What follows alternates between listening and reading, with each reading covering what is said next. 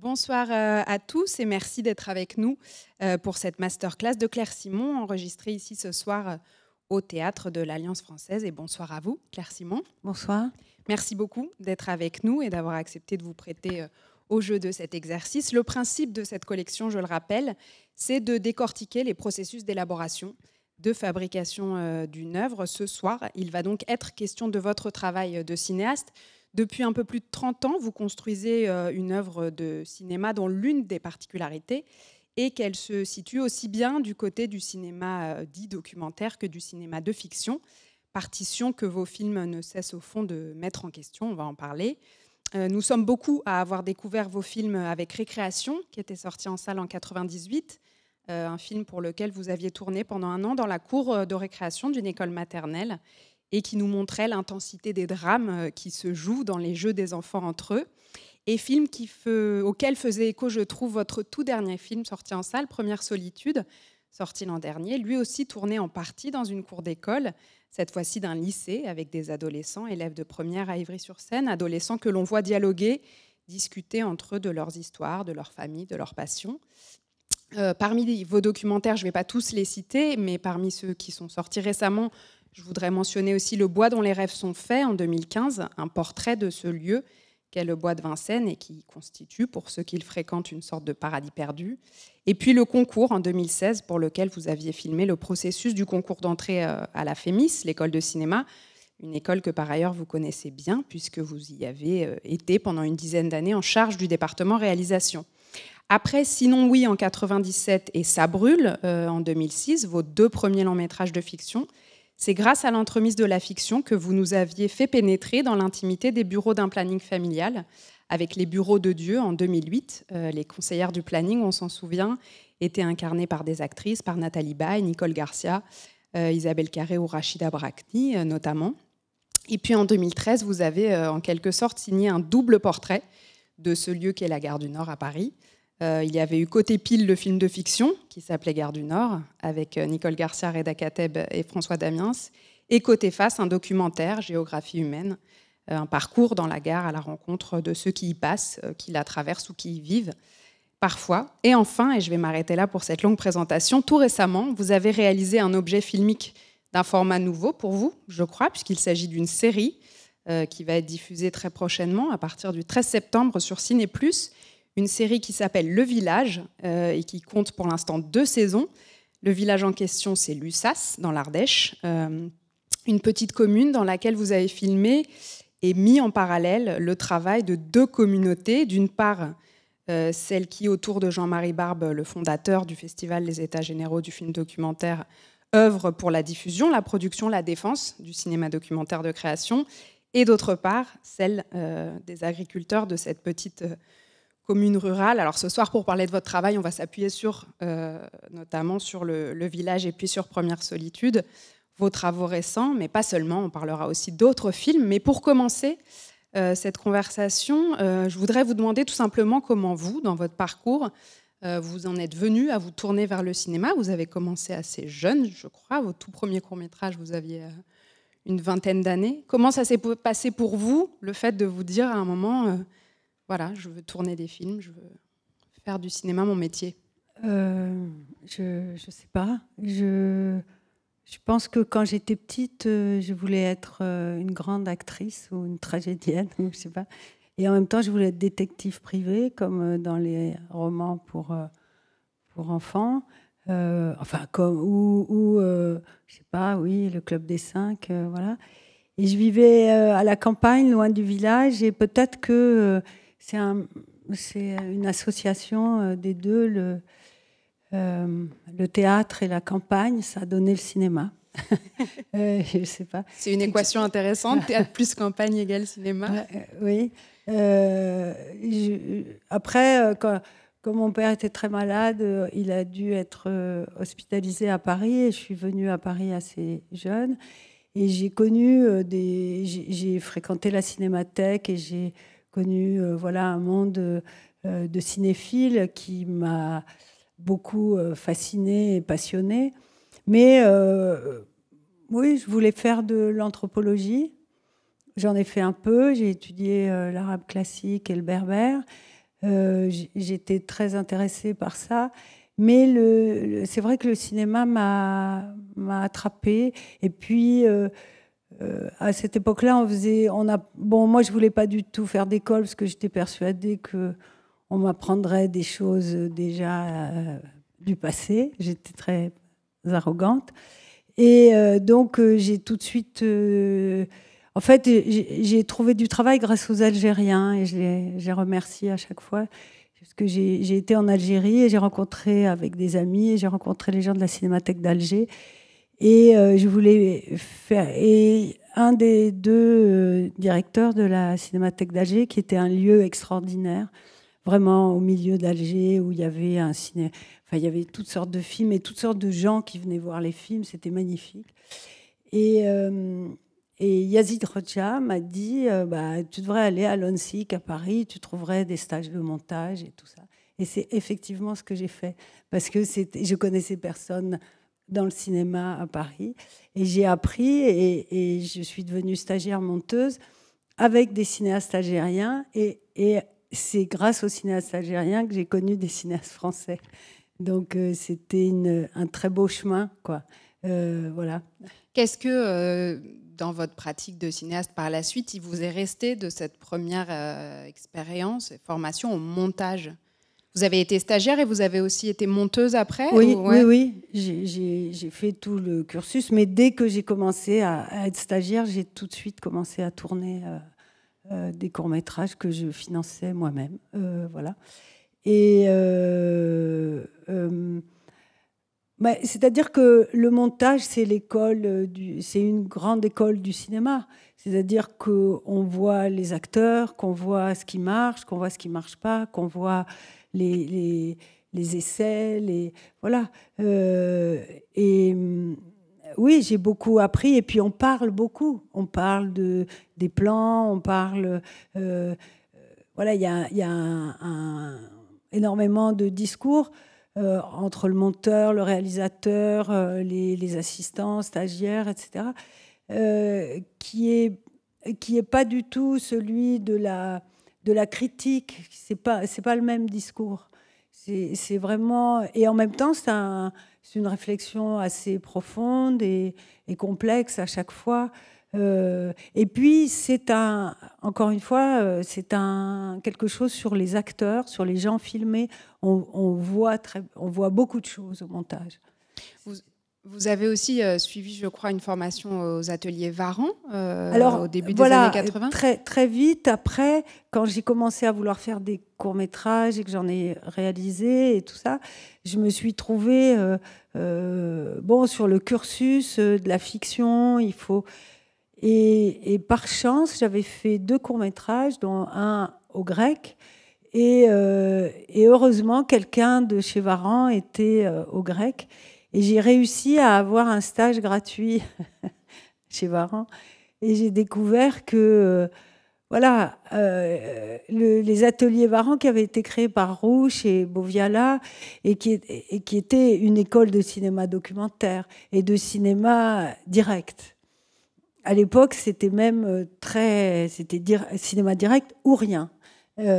Et moi, j'ai découvert que on pouvait filmer et que ça serait en Super 8, que ça serait projeté, que c'était du cinéma.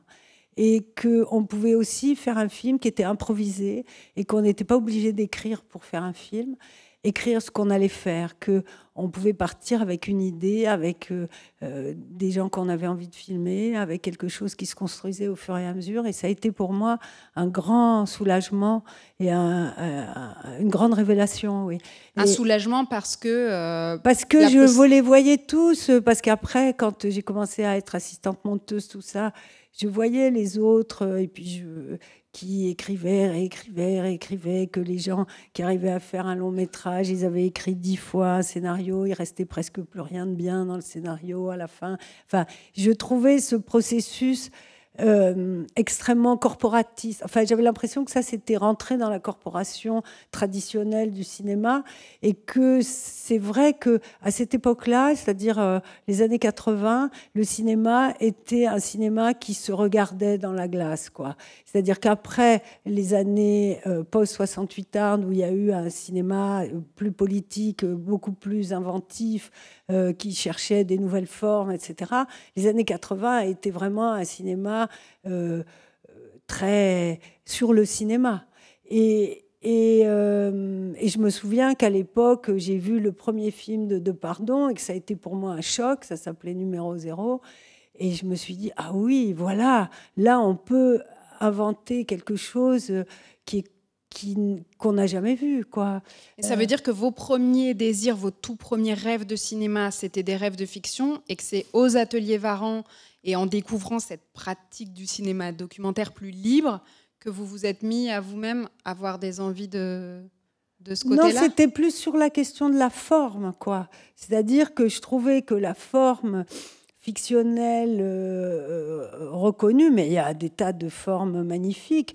Enfin, je me souviens des films d'Angelopoulos ou évidemment de Godard et tout ça, ou de Romer, où je trouvais ça magnifique. Mais bon, quand j'ai vu les premiers films de Pardon, le premier film de Kramer, par exemple, Milestones, ça a été pour moi, alors que c'est un film pratiquement entièrement de fiction, mais ça ne se voit pas, ça a été pour moi des chemins pour inventer des nouvelles formes. Alors, j'avais l'impression que dans le cinéma, disons, qui sortait en salle, etc., c'était pas ça l'idée, quoi.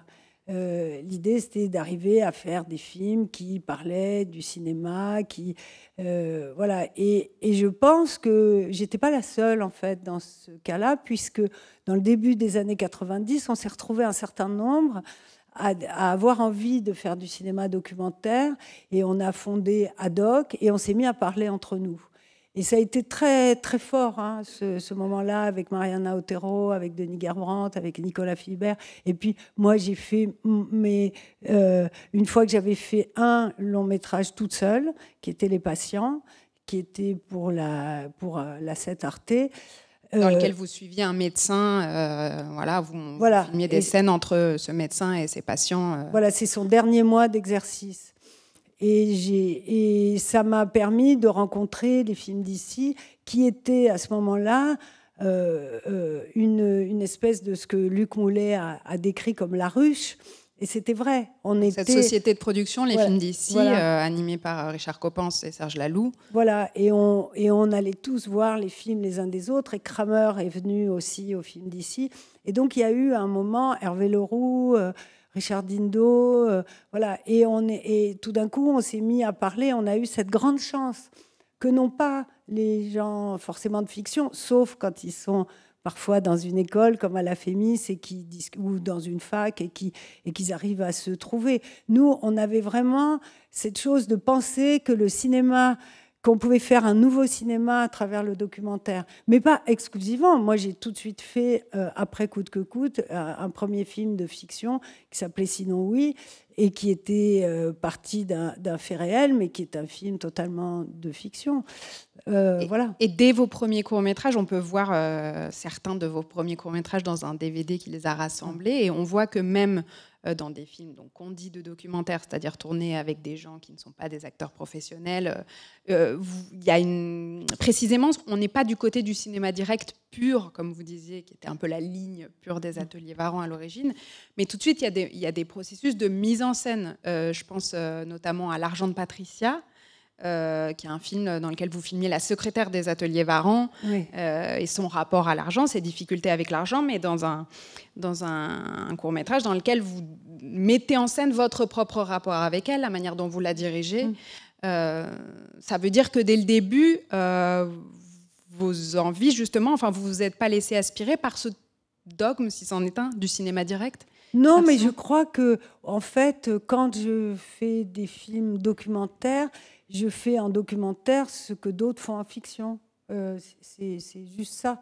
Je prends pas. C'est vrai que je filme des choses que je connais, qui sont proches de moi ou dont le chemin pour les atteindre n'est que celui qui n'est pas très loin. C'est une des choses qui m'avait arrêtée dans l'ethnologie, c'est que je ne voulais pas aller en tant que blanche, voilà, aller étudier des peuples lointains, parce que ce rapport-là me paraissait extrêmement compliqué et que j'avais plutôt envie de travailler sur l'ethnologie. Et pourtant, ça m'intéressait beaucoup, hein, mais j'avais plutôt envie d'appliquer les systèmes de l'ethnologie sur place. Et peut-être d'arriver, en tout cas d'arriver à un rapport plus... moins surplombant, parce qu'il est évident que l'ethnologie, on le voit, a été aussi un fer de lance du colonialisme. Donc moi, c'était pas ce chemin-là qui m'intéressait. Donc effectivement, quand j'ai fait... mais je trouvais que c'était... C'est-à-dire que le cinéma de fiction... voilà, de dire que la secrétaire des ateliers Varan, qui était ma copine d'enfance et tout, était un sujet, c'était comment elle fait avec l'argent. C'était quelque chose qui, évidemment, d'autres gens n'y pensaient pas. C'était tout simple, c'était là devant, quoi. Et c'était pourtant une histoire sociale, une histoire, voilà. Si on reprend le chemin, le processus de création d'un film, je voudrais vous interroger, Claire Simon, sur la manière dont naît chez vous l'idée, l'envie d'un film. Qu'est-ce qui constitue le point de départ et à quel moment vous vous dites là, je sais qu'il va y avoir un sujet de film. Peut-être pour ancrer la chose, on peut parler de Première solitude, votre dernier film. Alors, je ne sais pas si c'est représentatif parce que ce film est né, je crois, à la base de... non pas d'une commande, mais d'une chose qu'on vous a proposée, qui était d'animer, de venir participer à la classe de cinéma, enfin participer à l'enseignement de cinéma que recevaient des élèves de première de ce lycée donc à Ivry. À la base, je crois, pour travailler sur un court-métrage de fiction, justement. Oui, c'est le Luxi, le cinéma Le Luxi et le lycée, avec la mairie, qui font un partenariat, et chaque année, un cinéaste vient y faire un film à lui, à elle, avec les élèves, qui donc vont jouer et vont l'assister techniquement, etc. Et donc, j'avais dit oui, et quand j'ai rencontré les élèves, je leur ai dit, mais moi, je peux rien écrire si je vous connais pas, quoi, un peu, parce qu'il faut que... Voilà, ils étaient 10 dans la classe option cinéma. Et donc, je leur ai demandé... D'abord, on a fait une rencontre et j'ai filmé cette rencontre un à un. Et il y en avait 2 qui m'assistaient. Et j'ai découvert, là, d'une part, on a commencé à parler. Et moi, je leur ai dit, bon, on va parler, parce que j'avais une idée derrière la tête. Je vous propose de parler de la solitude.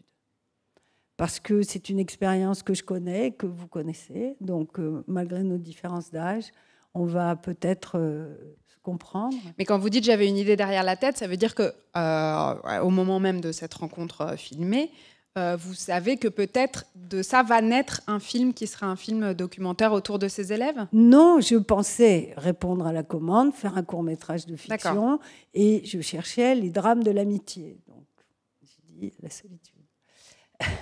Et puis parce qu'aussi, bon, il y avait autre chose.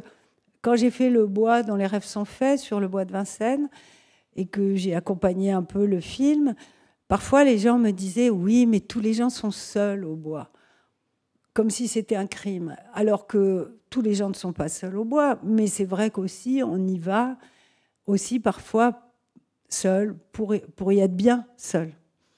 Et je m'étais dit, mais c'est pourquoi c'est si mal d'être seul, quoi. C'est si mal considéré, quoi. Et évidemment, encore plus pour les femmes. Et donc, j'ai amené ce mot comme ça, sachant qu'il portait quand même beaucoup de choses. Et quand j'ai commencé les entretiens avec les élèves, ça a été, mais vraiment, ils se sont mis à parler les uns derrière les autres, et tous voulaient, ceux qui m'accompagnaient disaient je peux rester et tout, parce qu'on était donc ça faisait 3 quoi, avec moi 4, et donc j'ai compris qu'ils ne connaissaient pas la vie les uns des uns des autres parce qu'ils se voyaient qu'une fois par semaine et que ça les intéressait beaucoup. Et tout ce qu'ils m'ont raconté, c'était les parents principalement, ce qu'ils aimaient bien faire et tout ça, mais surtout les parents et les familles cassées, quoi. Et donc, et là, c'était tout à fait autre chose que ce que j'avais prévu, là, pour le coup. Donc, j'ai passé une journée à filmer, et ensuite, j'ai monté ces entretiens pour moi, pour les connaître, pour comprendre ce qu'il y avait en eux, et c'était absolument bouleversant. Et donc, du coup, je suis revenue les voir en leur disant, écoutez, ça serait bien que vous avez dit des choses magnifiques, ce qui était absolument vrai. Ils avaient dit des choses saisissantes. Et j'aurais dit, ce qui serait bien, c'est que vous, puisque j'ai vu que vous ne vous connaissiez pas, que vous vous racontiez entre vous vos vies que vous ne connaissez pas ici. Parce qu'ils n'avaient pas envie de faire un documentaire comme ça, d'interview, etc. C'est-à-dire où face caméra, ils oui, raconteraient leur histoire. Moi, j'aurais été... Et puis, je trouve toujours que l'entretien, enfin, je ne fais que paraphraser des grands penseurs comme Michel Foucault, est une forme classique quand même d'interrogatoire dans notre société, quoi. Et que ce soit l'entretien d'embauche, que ce soit l'entretien psychanalytique, l'entretien au planning familial, etc. Moi, j'avais quand même passé très longtemps à travailler sur les entretiens au planning familial. Et je me disais que c'était vraiment, évidemment, le rêve qu'on a, c'est d'entendre les ados se parler entre eux, quoi. Et je leur ai proposé ça. Voilà. Et eux, ils étaient très contents qu'on fasse ça comme ça. Et donc, ils avaient l'impression d'être à la fois des acteurs d'un film, et en même temps, tout le dialogue était complètement le leur. Et ils cherchaient, et j'ai passé mon temps à les pousser à s'écouter. Parce que justement, j'avais fait les bureaux de Dieu et le concours, etc. Et je sais, surtout après les bureaux de Dieu, combien l'écoute est quelque chose de puissant et qui est rarement raconté, quoi. C'est-à-dire que moi, j'en suis venue à penser que c'était l'écoute qui dirigeait la parole, vraiment. Et même, j'en ai parlé avec des psychanalystes en leur disant, mais en fait, quand vous écoutez, c'est vous qui faites c'est vous qui parlez, en fait, quoi. Et au planning, c'était vraiment très, très fort. Et j'ai vraiment énormément appris avec les conseillères à comment elles écoutaient, comment elles travaillaient. Et donc, j'ai essayé d'expliquer aux élèves du lycée Romain Rolland à Ivry que écouter, c'était comme échapper à sa propre vie, c'était comme voir un film, c'est comme lire un livre, c'était tout d'un coup, voilà, on vit dans la vie de l'autre, quoi. Et le temps, et que c'était ça qu'il fallait obtenir de l'autre, qu'il se jette dans cette parole, voilà, et que c'était au fond très confortable de s'oublier le temps qu'on écoute, quoi. Comme au cinéma et comme quand on lit un livre, c'est-à-dire qu'on sort de soi. Et c'est vrai que du coup, l'écoute devient aussi, enfin cette écoute-là et cette écoute particulière qui est celle d'adolescents entre eux est aussi d'une certaine manière le sujet du film. Et c'est très frappant comme dans les scènes, donc dans ce dispositif que vous nous racontez, de 2 ou 3 parfois, 4 adolescents qui se parlent entre eux. Vous filmez aussi bien celui qui parle, mais très vite, très souvent, la caméra part sur celui qui écoute et puis sur aussi ses mains. Enfin, c'est vraiment cet échange-là que vous cherchez oui, à filmer. parce que si on filme des gens qui parlent, bon, moi, je ne fais pas que ça, mais si on fait un film, il faut qu'il y ait du cinéma. Et c'est quoi le cinéma? C'est quand au moins on a l'impression d'un moment, voilà, d'une scène. Et donc, ce que la télévision a totalement détruit par les plateaux, etc., où donc finalement ce qui compte, c'est juste le sens de ce qui est dit, et il y a plus jamais l'impression d'une scène, d'un moment. Enfin, même s'il court beaucoup derrière ça.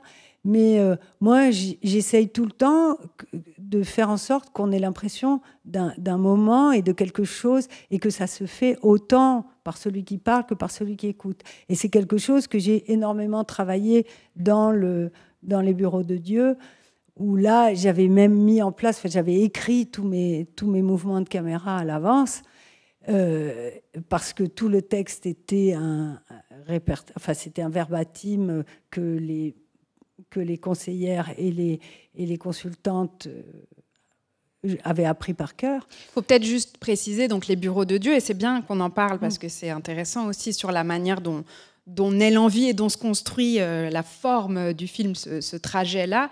Donc les bureaux de Dieu, c'est un film donc qui se passe entièrement, je crois quasiment, dans les bureaux d'un planning familial, et qui montre des scènes d'échanges entre les conseillères du planning et des jeunes femmes qui viennent les voir pour plein de raisons.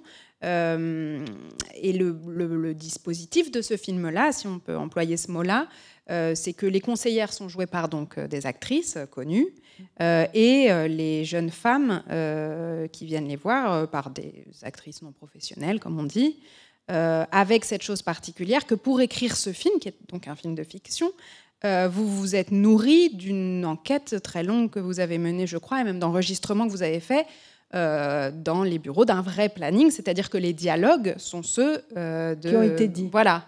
Est-ce que vous pouvez nous raconter, par exemple pour ce film-là, est-ce qu'à la base, il y a eu l'envie d'abord de tourner un documentaire, tout simplement, sur le planning, et puis petit à petit, c'était pas possible, et donc est née cette forme? Comment ça s'est passé Oui, c'est-à-dire que là, c'était un cas particulier. C'était aussi une demande du planning de Grenoble, où elle m'avait contactée parce que j'avais fait avant un film de fiction qui s'appelait Sinon Oui, et qui était sur une jeune femme qui simulait une grossesse, et voilà. Et donc, à cause de ce film, elle m'avait proposé de venir faire des petits films, en fait, des petits films pour expliquer comment on fait la contraception, comment on fait, voilà, enfin, des trucs comme ça. Et donc, j'avais dit, écoutez, je vais venir voir ce que vous faites au planning.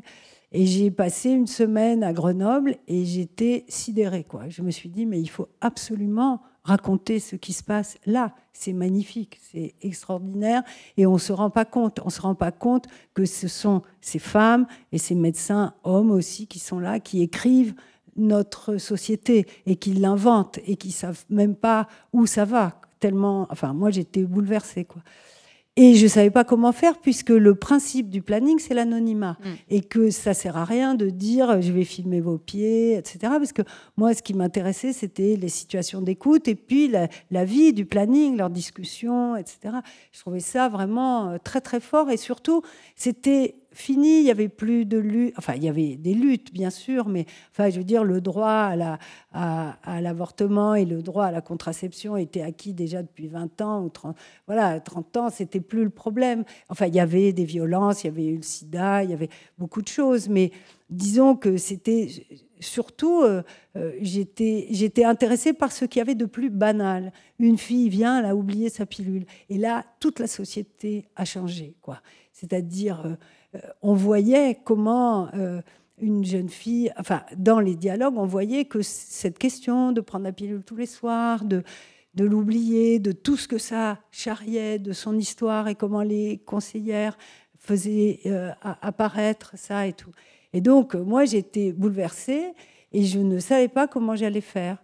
Donc, peu à peu, j'ai eu cette idée, parce que je voulais aussi, le mot planning familial, c'est un mot qui est un peu, tout le monde dit « oh là là, oui », et puis quand on parle à des jeunes, ils disent « ah ouais, mais moi, j'ai pas besoin d'y aller », et tout. Enfin, comme si c'était que dans les quartiers défavorisés qui avaient le planning, etc. Alors, c'est toutes les femmes.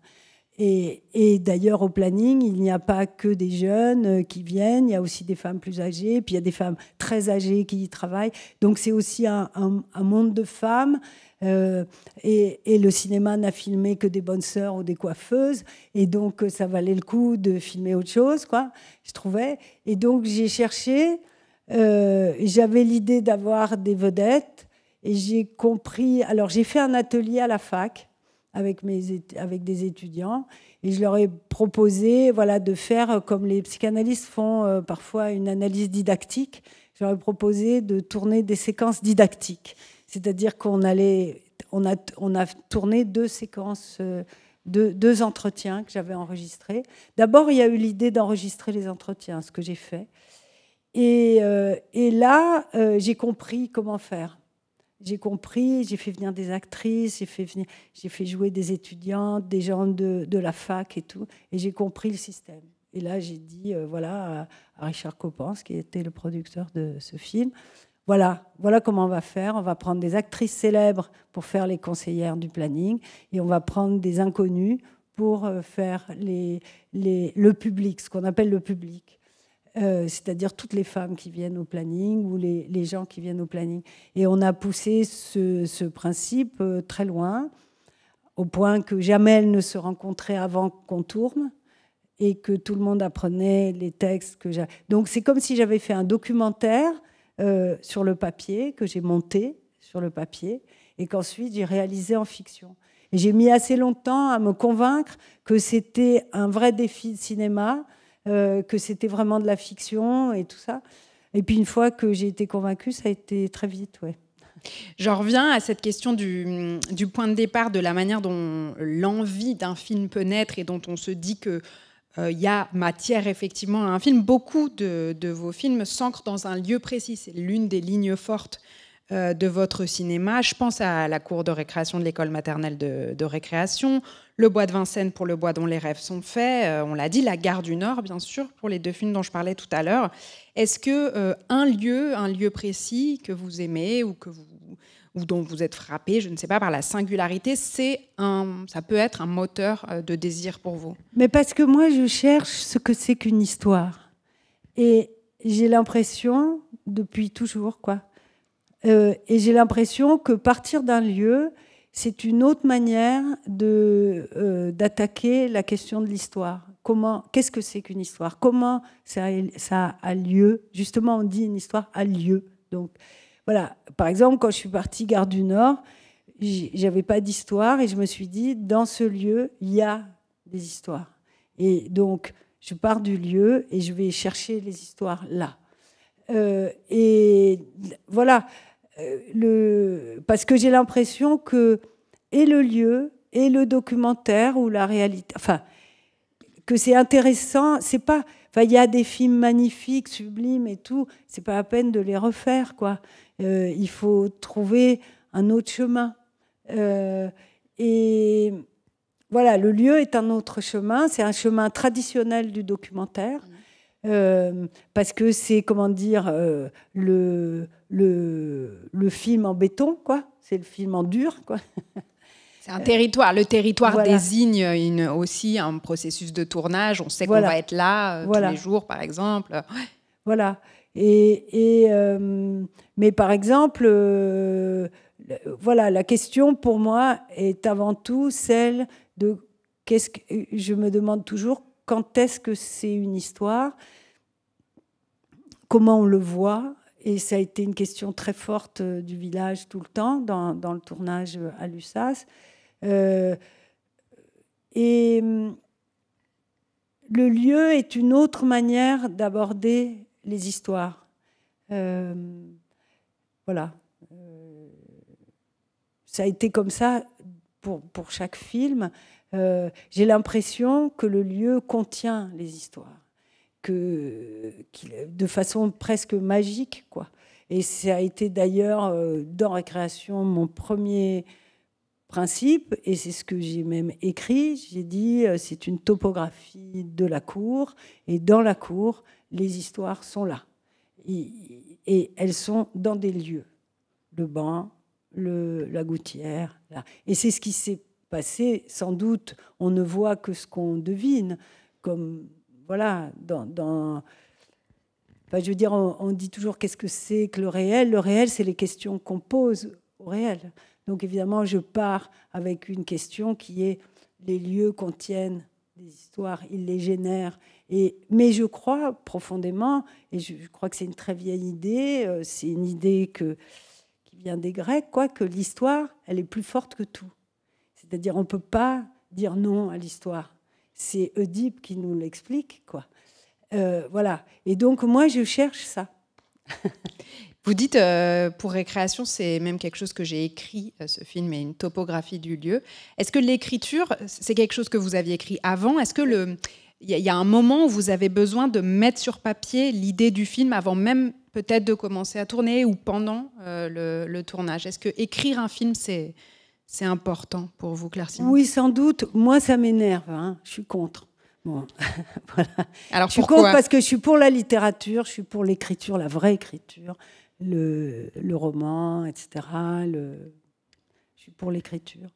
Et donc, je suis contre cette écriture qui serait une écriture d'intention, c'est facile d'avoir des bonnes idées, des bonnes intentions. Tout le monde... Il faut dire que l'écriture dans le cinéma tel qu'il se construit en France, c'est un peu un passage obligé du processus de financement d'un film. C'est-à-dire que c'est quelque chose qui est imposé un peu aux cinéastes. Bon, dans un film de fiction, c'est particulier, mais en documentaire, on demande, pour obtenir des financements, des notes d'intention, parfois même des scénarios documentaires, ce qui est une idée compliquée. Oui, parce qu'on demande l'argent pour faire quelque chose qu'on ne sait pas ce qu'on va faire. On ne sait pas ce qu'on va rencontrer, on ne sait pas ce qu'on va faire. Alors effectivement, il faudrait qu'on ait un peu de crédit.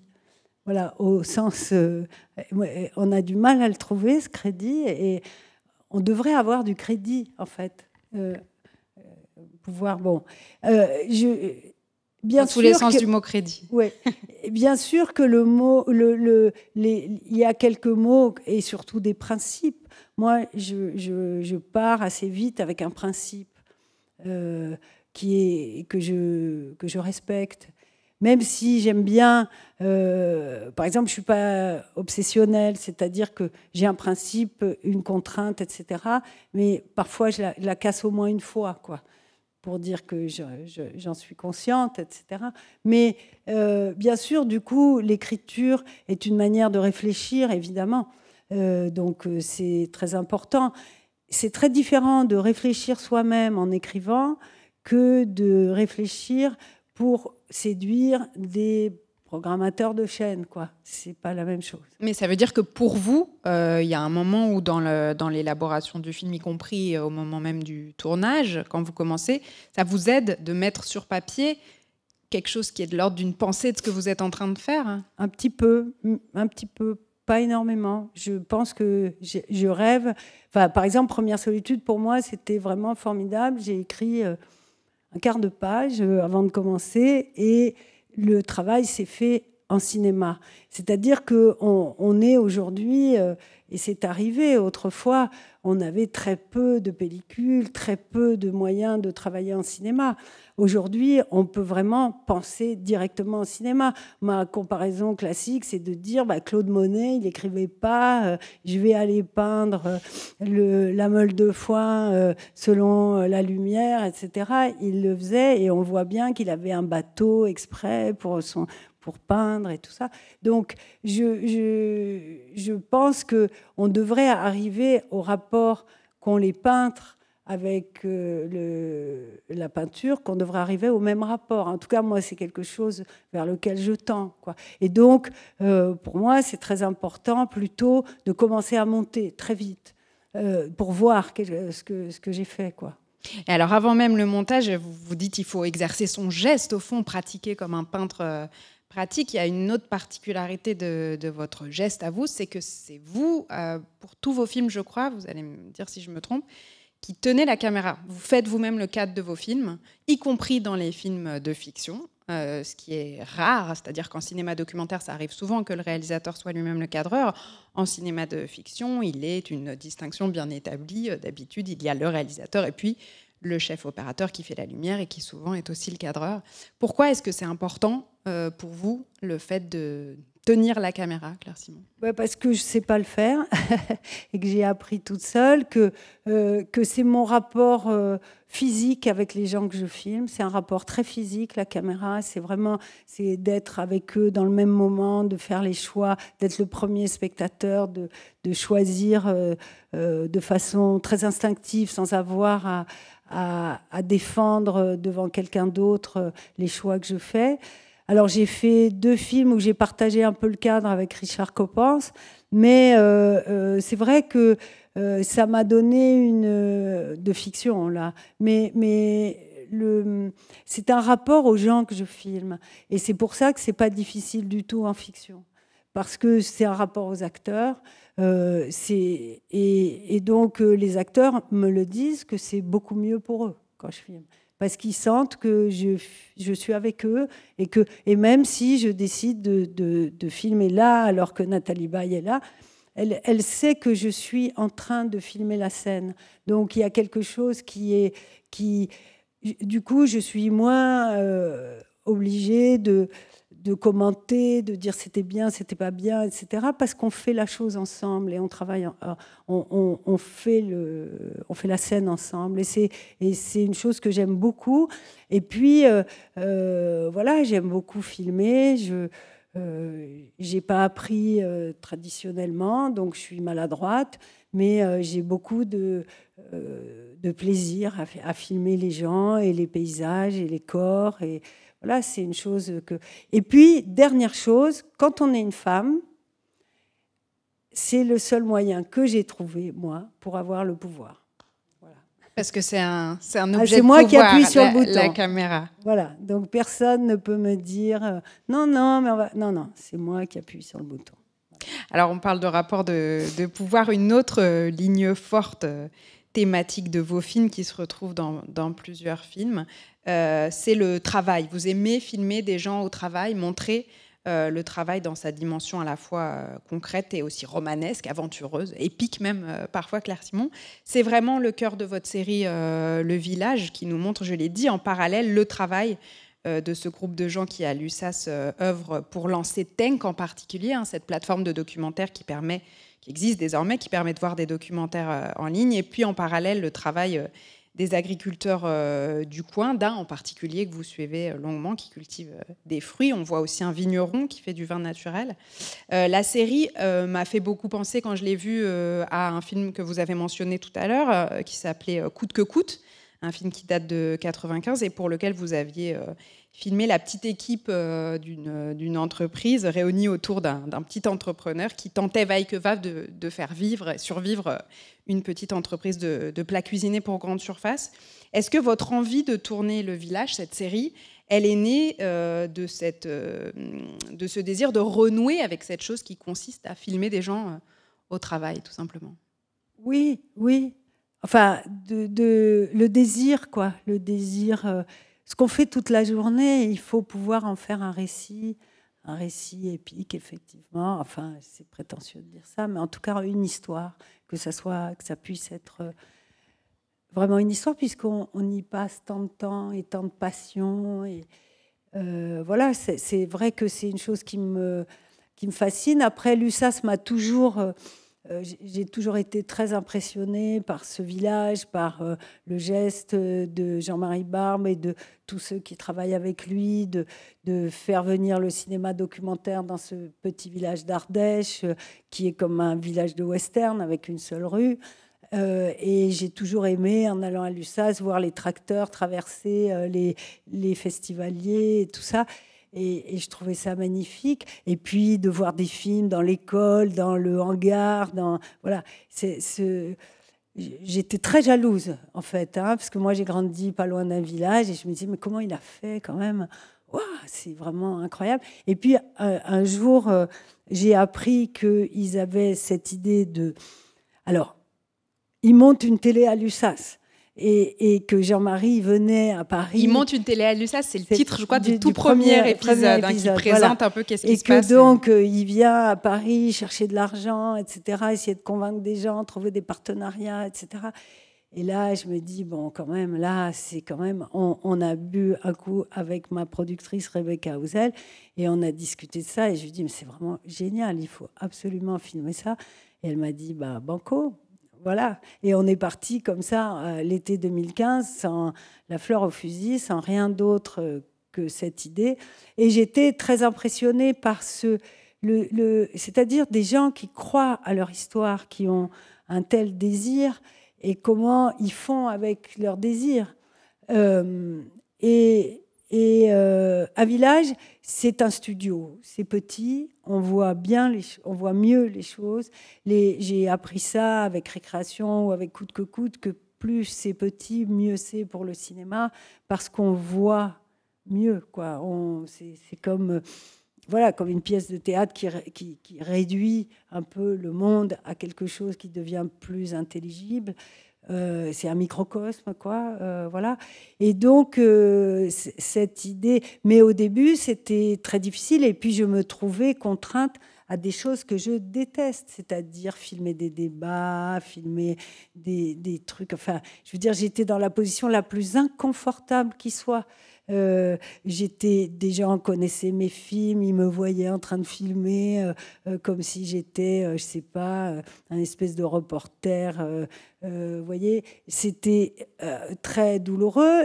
Et d'autant plus que j'avais pas eu le temps d'aller parler à tout le monde dans le village documentaire, que les gens étaient très méfiants, que il y avait... C'est-à-dire que les gens, en particulier, qui travaillent à l'USAS et qui donc connaissent bien, enfin, a priori, on peut imaginer qu'ils connaissent votre cinéma, qu'ils connaissent bien ce que c'est le documentaire, montraient une résistance très affirmée, ouais, au début. Ah ouais. Ouais, ouais. Et il a fallu que... j'explique une grande réunion qu'on voit d'ailleurs dans le film, un séminaire d'entreprise où parce qu'il y avait des gens qui ne voulaient pas être filmés, etc. Et j'ai expliqué à ce moment-là, ça faisait déjà 3 mois que je travaillais, quel était mon projet, quoi. Avec mon projet, à ce moment-là, parce que j'ai commencé par la toute petite cellule de Tenk qui était minuscule et où ils imaginaient qu'est-ce que ça allait être cette plateforme, où ils cherchaient de l'argent, où ils se battaient dans tous les sens, ils faisaient des t-shirts, enfin c'était vraiment formidable. Et j'ai compris que il fallait absolument que je rencontre les agriculteurs parce que ce village est un peu rive droite, rive gauche, comme dit une jeune femme qui travaille avec l'agriculteur et qui dit rive droite, c'est les agriculteurs, rive gauche, c'est les imaginaires, c'est-à-dire ceux qui font le documentaire. Et donc, j'ai été à la conquête des agriculteurs. Et heureusement que j'en ai rencontré qui étaient très accueillants et surpris que je m'intéresse autant à tout dans leur travail. Et là, peu à peu, ça s'est construit, ce miroir entre la culture et l'agriculture. Parce que, en fait, un jour, j'ai compris, avant l'histoire de Tenk, quand Jean-Marie m'a expliqué, Jean-Marie Barbe, donc sa mère était l'épicière du village, et son oncle et son père étaient agriculteurs, mais ils avaient compris qu'il fallait transporter les fruits et les vendre ailleurs. Et donc, ils ont fait ça, le transport de fruits en plus de l'agriculture. Ils ont construit pour ça un hangar qui s'appelle le Joncas, et où presque toute l'histoire du village se passe là, qui pendant l'année est un grenier du village où tout le monde, où il y a les pommes de Patrice, où il y a les restes du festival, où chacun va y mettre des choses. Et l'été, ça devient une salle de cinéma. Et en même temps, Jean-Marie, il rangeait des voitures. Enfin, c'est on voit ce hangar dans la série. Voilà, voilà. Et quand j'ai compris que tous les jours à table, dans cette maison Barbe, il y avait 2 familles, plus les chauffeurs, plus les ouvriers agricoles et tout, j'ai compris que c'était une culture, si vous voulez, cette culture de l'entreprise, etc. Et que Jean-Marie avait entendu des histoires tout le temps à l'épicerie, des légendes parce qu'il n'y avait pas toujours la télé, etc. Et que ce qui est très beau, c'est le basculement de l'agriculture, de l'économie villageoise à la culture, c'est-à-dire au cinéma documentaire, qui serait le cinéma du peuple, des peuples, de tous les peuples du monde, et des peuples aussi agricoles, quoi. Et c'est ce basculement qui m'a tout le temps fascinée. Évidemment, je pensais à Pierre Perrault, le grand cinéaste canadien, et je voyais bien que, voilà, on voyait le passage de l'un à l'autre, comment la légende devient ce qui obnubile Jean-Marie Barbe et tous les jeunes gens qui viennent tous les étés et qui se disent, voilà, un nouveau cinéma est possible.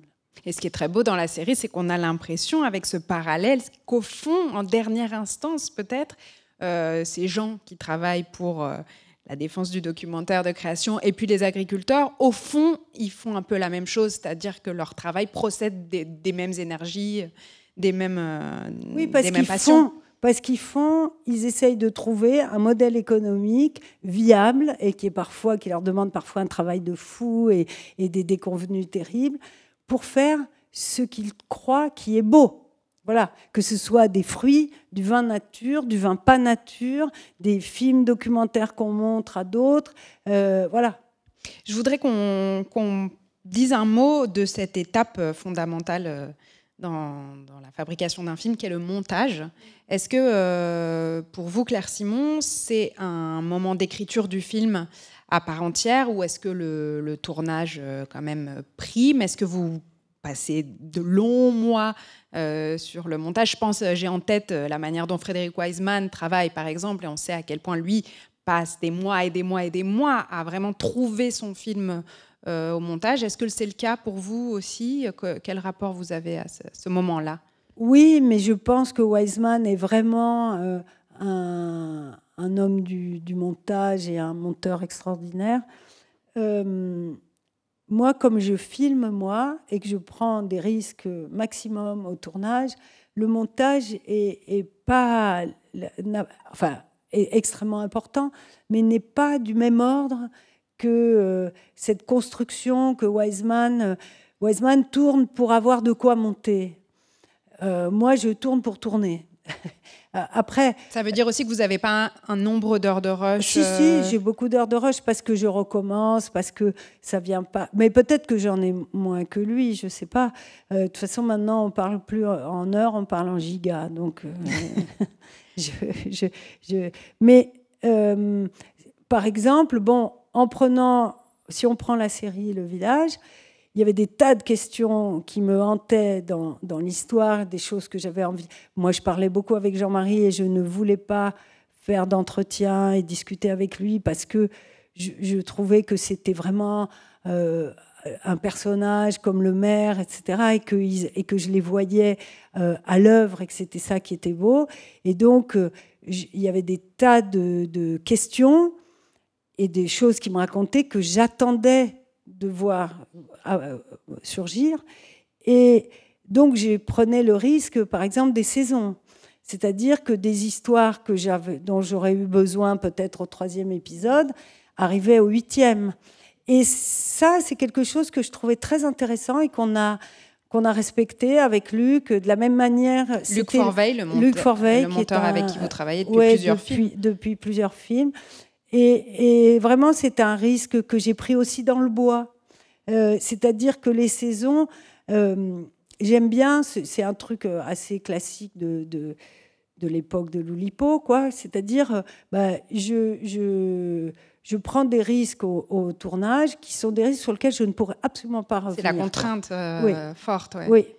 Et par exemple, parce que dans Le Bois dont les rêves sont faits, le passage des saisons est très clairement marqué à l'image. Et par exemple, quelqu'un m'avait dit, mais tu devrais mettre celui qui se promène, l'homosexuel qui se promène dans le bois, après la prostituée. J'ai dit, non, je peux pas parce que c'est l'automne et elle est en hiver, quoi. Donc voilà. Et j'ai compris qu'il ne voyait pas les saisons. Donc, du coup, j'ai fait une voix qui dit les feuilles jaunissent, c'est l'automne, etc. Parce que les citadins ne savent pas voir les saisons. Oui, mais pour qu'on comprenne ce risque, c'est-à-dire que disons que c'est donc une façon de mettre en scène qui est relativement improvisée, etc., mais dont je sais que c'est un risque maximum, quoi, si vous voulez. Et qu'est-ce que vous attendez du monteur ou de la monteuse avec qui vous travaillez? De quel œil vous avez besoin à vos côtés à cette étape-là? C'est le premier spectateur, on ferraille beaucoup, parfois on n'est pas d'accord sur certains films, mais on discute, et Luc est vraiment un collaborateur très passionnant. Et puis, ça fait 4 ou 5 films, donc notre collaboration s'est beaucoup sophistiquée. C'est-à-dire que moi, je lui montre des choses auxquelles il réagit, il monte et il me montre des choses auxquelles je réagis, et on avance comme ça. Et se construit la ligne rouge du film. Comme ça. Je voudrais qu'on dise un mot, on arrive bientôt déjà à la fin de cet entretien, au rapport que vous avez à la réception de votre travail, et ce, à plusieurs niveaux. D'abord par les acteurs de vos films, et quand je dis les acteurs de vos films, je pense en particulier aux films documentaires, parce que dans les films documentaires, on filme des acteurs d'un genre un peu particulier, et la réaction que peuvent avoir les gens qu'on a filmés pendant longtemps parfois est un moment, j'imagine, assez important. Je sais que vous avez présenté le village assez récemment à l'USAS. Qu'est-ce que ça change dans votre propre rapport à vos films, l'accueil que peuvent lui faire les gens que vous avez filmés, Claire Simon? Je sais, ils savent qu'ils ne voient pas très bien le film. Avant beaucoup de temps, j'ai fait un film qui s'appelle Mimi sur une personne. Elle m'a dit qu'il lui avait fallu 7 visions. Bon, c'était un chiffre magique pour commencer à voir le film. Mais effectivement, là, à l'USAS, c'était autre chose, parce que c'est un village, parce que c'est la question du vivre ensemble, c'est l'agriculture et la culture. Et que là, cette projection a été assez surprenante, parce que tout d'un coup, il y a eu un dialogue entre l'agriculture et le documentaire, où tout d'un coup, ils se sont parlé autrement, ils ont compris les uns... Enfin, évidemment, Jean-Marie, il est fils d'agriculteur, donc il connaît parfaitement cette pression. Mais en tout cas, pour Patrice, qui voyait cette série pour la première fois... Patrice, qui est l'agriculteur que vous suivez dans le film. Il a tout d'un coup compris que le risque que lui prenait était pris de la même manière par les documentaristes. Et surtout, il a compris que ce qu'il pouvait penser et comment de son travail et comment il pensait, à quoi il pensait quand il travaille, etc., était tout à fait intéressant pour les autres gens. Ce dont il n'était pas... Enfin, il y a aussi une espèce de sentiment peut-être d'être un peu méprisé par les intellectuels qui viennent voir des documentaires à l'USAS, ce qui est faux de la part des gens qui viennent à l'USAS, mais il y a une compétition, une jalousie, etc. Et c'est vrai que le fait de voir les deux mondes dans la série, enfin ce jour-là, il y a quelques jours, a considérablement permis le dialogue, quoi. Ils se sont regardés, c'était assez beau. Une dernière question, Claire Simon. Est-ce que vous avez l'impression que votre manière de tourner, de faire des films, quelle que soit l'étape, a changé au fil des années? Autre manière de poser la question, est-ce que vous avez l'impression qu'on progresse dans l'exercice de ce métier-là? Ou est-ce qu'au contraire, comme on le dit, on l'entend pas mal, faire un film, c'est recommencer toujours à zéro? Est-ce que quand même on apprend en faisant ce métier-là? On fait un chemin. On fait un chemin, oui. Oui.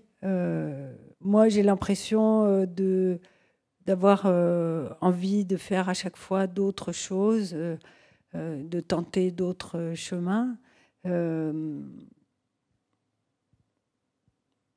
Oui, je ne sais pas. J'espère que je progresse, j'espère. Mais ça veut dire que chaque nouveau film doit présenter l'occasion d'apprendre quelque chose de nouveau. Pour vous, c'est comme ça aussi? C'est une nouvelle expérience. C'est une expérience différente. C'est une expérience où j'aimerais sommer le cinéma de faire autre chose, de raconter, d'essayer une autre forme, de trouver une autre forme qui raconterait, non pas une forme, bon, c'est une forme pour une forme, mais comme dit Jean-Marie en citant Picasso dans la série, la forme est une vision du monde, il dit. Voilà. Donc, une forme, les formes changent le récit qu'on peut faire du monde, quoi. La forme est une vision du monde. C'est donc sur cette belle citation qu'on va se quitter. Merci beaucoup, Claire Simon, de vous être prêtée au jeu de cette masterclass. Voilà, d'avoir partagé quelques secrets de fabrication de vos films. Je rappelle donc que cette série Le Village sera diffusée à partir du 13 septembre sur Ciné+, que par ailleurs vos films, tous ceux dont on a parlé ce soir et les autres, tous ou presque, sont disponibles en DVD ou en téléchargement VOD. On en donnera toutes les références sur le site internet de l'émission. Et puis merci aux équipes techniques de Radio France et à celles du théâtre de l'Alliance française qui nous accueillaient ce soir et au public venu nous écouter.